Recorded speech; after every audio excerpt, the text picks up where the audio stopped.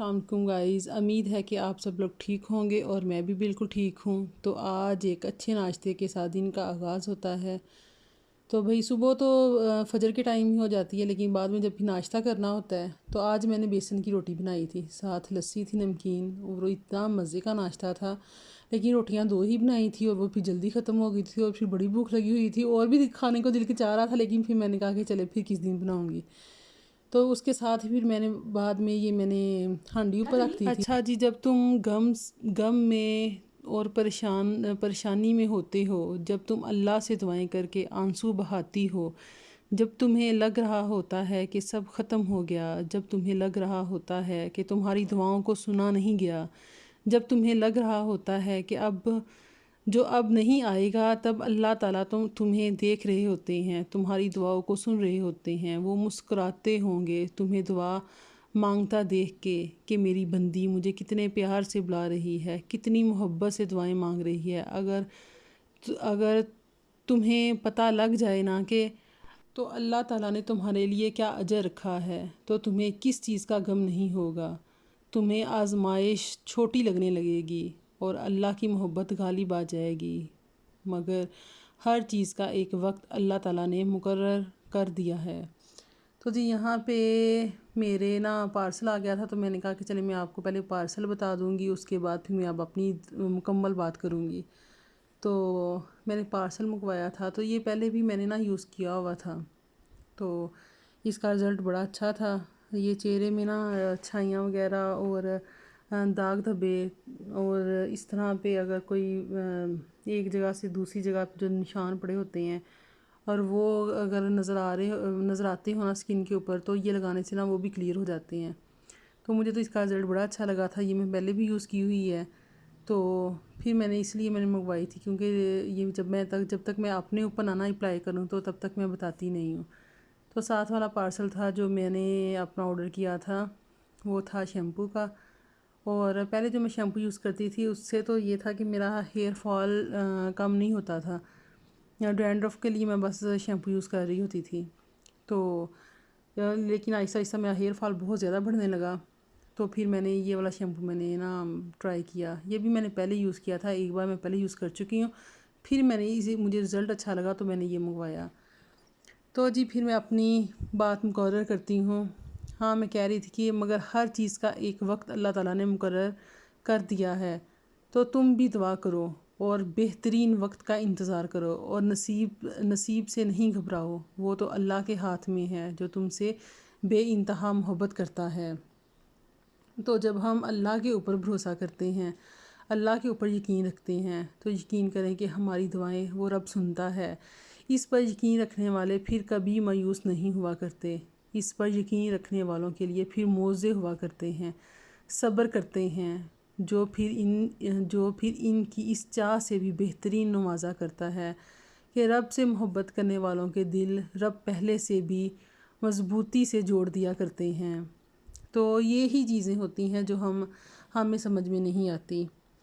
تو جی یہاں پہ میں اپنی کریم کو مکس اپ کرنے لگ گئی تھی، میں نے تھوڑا سا نکالا تھا تو ٹیوب، اور پہلے میں نے کہا چلو اس کے اندر تو ہاف چمچ میں نے اس کے اندر میں نے لیا تھا کریم کا یا گلوٹاٹھون کا، تو پھر میں نے وہ کریم کے اندر میں نے ایڈ کر دیا تھا۔ تو بس یہی تھا کہ پہلے میں نے ایک کریم میں نے بنائی تھی، پھر میں نے دوسری سے مکس کر کے اللہ تب خود وسیلہ بن گیا جب دنیا کے سارے وسیلے ختم ہو گئے۔ اللہ تب طاقت بن کر کھڑا ہو گیا جب مانگنے والے تھک کر گر گئے۔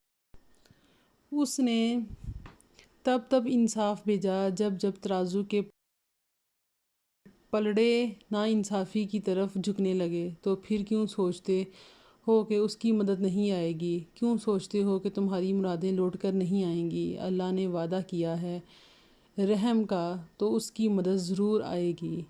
تو یہ بھول جاؤ کہ تو تم سے کہ کیا ہو سکتا ہے اور کیا نہیں، اور یہ سوچو کہ تمہارا اللہ کیا کچھ کر سکتا ہے، کیونکہ مدد تو اللہ کی طرف سے ہوتی ہے جو سب کچھ کر سکتا ہے۔ تمہارا مقدر تمہاری زندگی نہیں بناتا، تمہارا توکل تمہاری زندگی بناتا ہے۔ تمہارے پاس اب بھی دعا کا اختیار ہے، تمہاری کہانی اب بھی ختم نہیں ہوئی، تمہیں دعاؤں کا توفیق ملنا ہی قبولیت کی سب سے بڑی دلیل ہے۔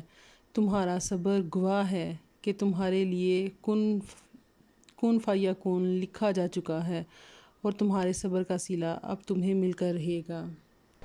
اور تمہارا رب کہتا ہے مجھے پکارو، میں تمہاری دعائیں قبول کروں گا۔ جب اس نے کہہ دیا ہے قبول کروں گا، پھر کیوں تھک جاتے ہو تم اسے پکارتے پکارتے؟ جب دعا کرتے وقت تمہاری آنکھوں سے آنسو آنے لگیں تو سمجھ جانا تمہاری دعا بارگاہ الہی میں قبول ہو چکی ہے۔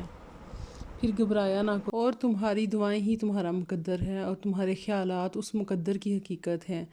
تم جب اللہ کے روبرو دعا کے لیے ہاتھ اٹھاتے ہو، تب اللہ تمہارا مقدر تمہاری رضا کے مطابق بدلتا ہے، اور سچ یہی ہے کہ زندگی میں تمہیں وہی ملتا ہے جس کے لیے تم کوشش کرتے ہو۔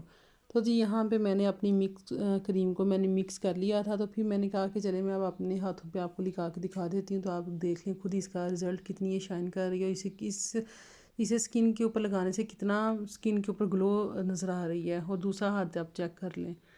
تو پھر میں نے یہ لگانے کے بعد یہ دیکھیں کتنی زیادہ شائن آ رہی ہے۔ تو پھر میں نے اپنے میاں کے بھی چہرے کے اوپر لگایا تھا، تو آپ دیکھ سکتے ہیں کہ یہ مرد بھی یوز کر سکتے ہیں اور عورتیں بھی یوز کر سکتی ہیں، میں تو ان کو بھی لگا دیتی ہوں۔ اچھا جی، تو میری ابھی بات کمپلیٹ نہیں ہوئی تھی، میں اپنی بات وہیں سے شروع کرتی ہوں جہاں سے میں نے ختم کی تھی۔ تمہارا مقدر تمہاری رضا کے مطابق بدلتا ہے، اور سچ یہی ہے کہ زندگی میں تمہیں وہی ملتا ہے جس کے لیے تم کوشش کرتے ہو، اور تم وہی پاتے ہو جس پر تم صبر کرتے ہو، کیونکہ اللہ اس جھولی کو کبھی خالی نہیں رکھتا جو صرف اس کے سامنے پھیلائی جاتی ہے۔ بس مسئلہ یہ ہے کہ تم ذرا سا انتظار کرتے ہو اور تھک جاتے ہو، پھر خود سے ہی گما کر بیٹھے ہو کہ دعائیں قبول نہیں ہوتی، یا اب بہت دیر ہو گئی ہے اور اب کچھ بدل نہیں سکتا۔ حالانکہ وہ رب تو اپنے کاموں میں دیر سویر ہونے ہی نہیں دیتا۔ جو تمہیں دیری لگ رہی ہوتی ہے وہ دراصل اس کی حکمت ہوتی ہے، اور جو بھی تمہیں ملتا ہے اپنے اور صحیح وقت پر ہی ملتا ہے۔ تو پھر ڈر کے ان وسوسوں کو کبھی جیتنے مت دینا، ذرا سی تاخیر، مایوس مت ہو جانا، حالات کتنے ہی کیوں نہ مشکل ہو جائیں، تم دعا کرنا کبھی مت چھوڑنا، کیونکہ اس کا ایک کن تمہارا صدیوں کا کام لمحوں میں کر سکتا ہے، اور جو دعا کا خیال تمہارے دل میں لا سکتا ہے وہ اس خیال کو تمہارا مقدر بنانے میں بھی قادر ہے۔ دعا کی توفیق ہی قبولیت کی نشانی ہے۔ اچھا جی، یہاں پہ میں اپنے ولاگ کا اینڈ کرتی ہوں، امید ہے کہ آپ کو پسند آیا ہوگا۔ اللہ حافظ۔